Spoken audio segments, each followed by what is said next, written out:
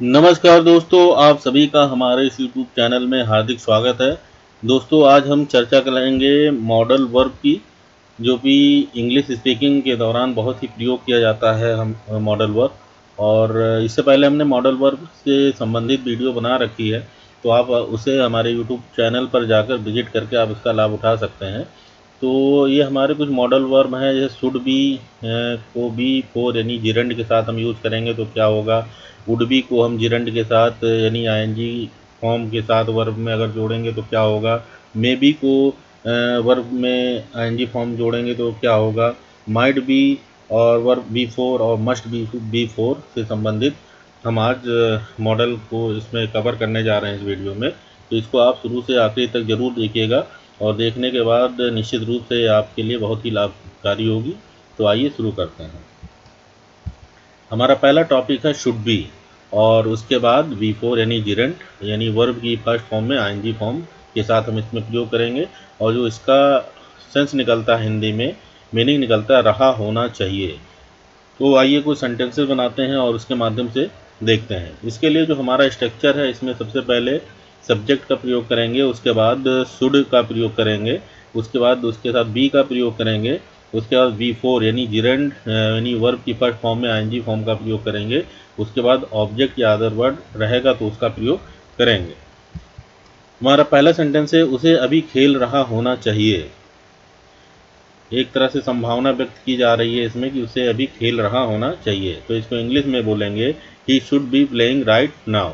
यहाँ पर according to structure subject ही का प्रयोग किया गया है, उसके बाद शुड का प्रयोग किया गया है स्ट्रक्चर के अनुसार, उसके बाद बी का, उसके बाद यहाँ पर प्ले में आईएनजी फॉर्म यानी बी फोर का प्रयोग करते हुए आईएनजी फॉर्म का प्रयोग किया गया है, प्लेइंग हो गया है। उसके बाद राइट नाउ का प्रयोग किया गया है, जो कि अभी के लिए प्रयोग किया गया है। तो इसको पूरा सेंटेंस है हमारा, he should be playing right now, उसे अभी खेल रहा होना चाहिए।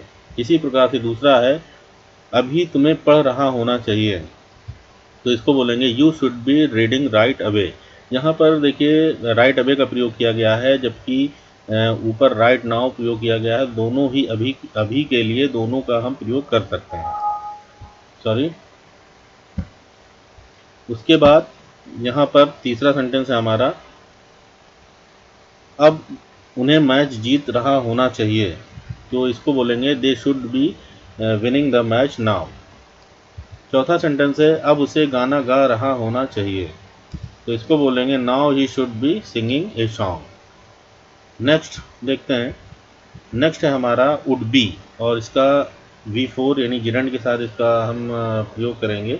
तो इसका होगा रहा होगा, लेकिन वर्तमान काल में इसकी बात करेंगे। जैसे कुछ सेंटेंस बनाते हैं और आपको इसे समझने का प्रयास करते हैं। इसमें जो स्ट्रक्चर होगा, इसमें सबसे पहले सब्जेक्ट का प्रयोग होगा, उसके बाद वुड बी का प्रयोग होगा, उसके बाद बी फोर का प्रयोग होगा, जैसा कि अभी मैंने आपको बताया जिरंड।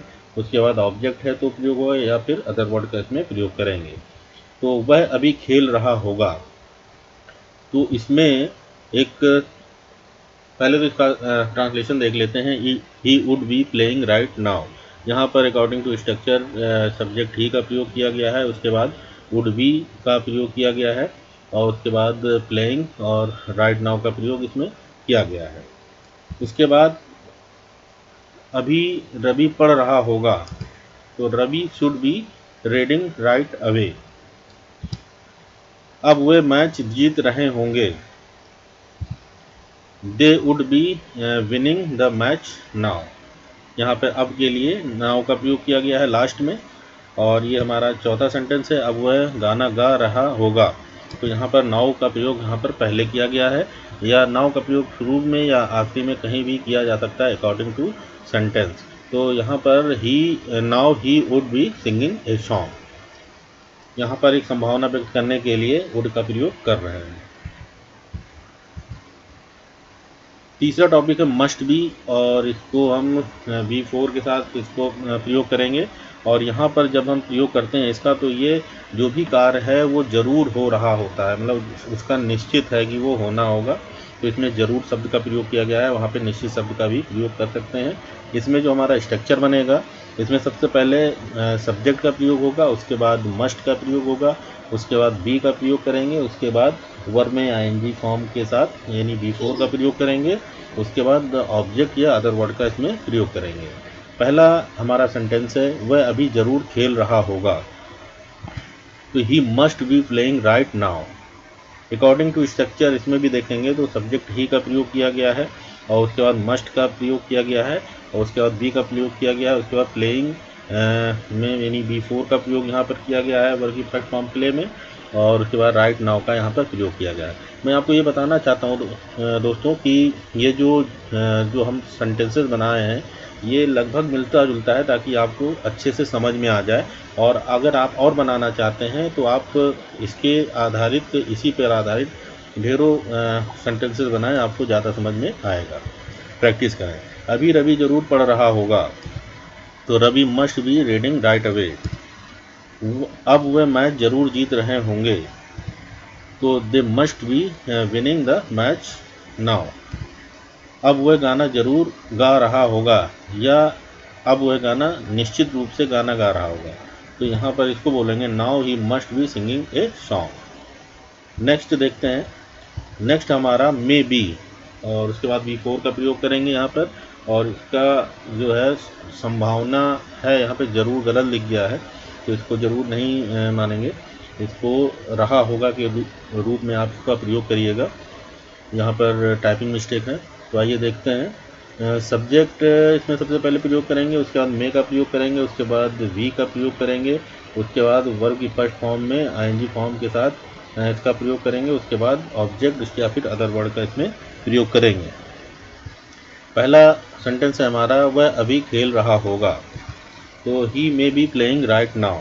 अकॉर्डिंग टू स्ट्रक्चर इसमें भी सब्जेक्ट ही का प्रयोग किया गया है, उसके बाद मॉडल वर्ब मे का प्रयोग हुआ है, उसके बाद बी का प्रयोग किया गया है, उसके बाद B4 का यहाँ पर प्रयोग किया गया है, उसके बाद राइट नाउ का इसमें अदर वर्ड का प्रयोग किया गया है। अभी रवि पढ़ रहा होगा। Ravi may be reading right away. अब वे मैच जीत रहे होंगे। तो they may be winning the match now. अब वह गाना गा रहा होगा। तो now he may be singing a song. Next है हमारा माइट बी, और इसके साथ हम B4 का प्रयोग करेंगे, और ये बहुत ही संभावना, किसी कार्य के होने की संभावना बहुत कम होती है, तो वहाँ पर इसका प्रयोग करते हैं, और इसमें शायद शब्द का प्रयोग जरूर होता है। तो इसका जो हमारा स्ट्रक्चर है, इसमें सबसे पहले सब्जेक्ट का प्रयोग होगा, उसके बाद माइट का प्रयोग करेंगे मॉडल वर्ब, उसके बाद बी का प्रयोग करेंगे, उसके बाद B4 का प्रयोग करेंगे, और उसके बाद ऑब्जेक्टिव या अदर वर्ड का इसमें प्रयोग करेंगे। हमारा सेंटेंस है, शायद वह अभी खेल रहा होगा। तो he might be playing right now. According to structure यहाँ पर सब्जेक्ट ही का प्रयोग किया गया है, उसके बाद मॉडल वर्ब माइट का प्रयोग किया गया है, उसके बाद बी का प्रयोग किया गया है, उसके बाद इसमें प्ले में आईएनजी फॉर्म का प्रयोग किया गया है, अर्थात B4 का प्रयोग किया गया है, उसके बाद राइट नाउ अदर वर्ड का इसमें प्रयोग किया गया है। शायद अभी रवि पढ़ रहा होगा, मतलब बहुत कम संभावना है कि पढ़ रहा होगा या नहीं पढ़ रहा होगा। Ravi might be reading right away. यहाँ रीडिंग के स्थान पर स्टडिंग का भी प्रयोग किया जा सकता है। शायद अब वे मैच जीत रहे होंगे। तो they might be winning the match now. Next है हमारा, शायद अब वह गाना गा रहा होगा। तो now he might B singing a song. ये हमारे मॉडल्स वर्ब थे, और इसमें इतना ही। Thanks for watching, friends. If you like this video, so please subscribe my channel immediately, so as to whenever I upload my new video on new topic, you can get shortly. Here I would like also inform you that if you wanna more advanced topic of English speaking, you may visit my YouTube channel. There are available lots of video. Definitely they'll be help you. So keep watching. I will see you in next video along with new topic. Till then, have a fun. Bye bye.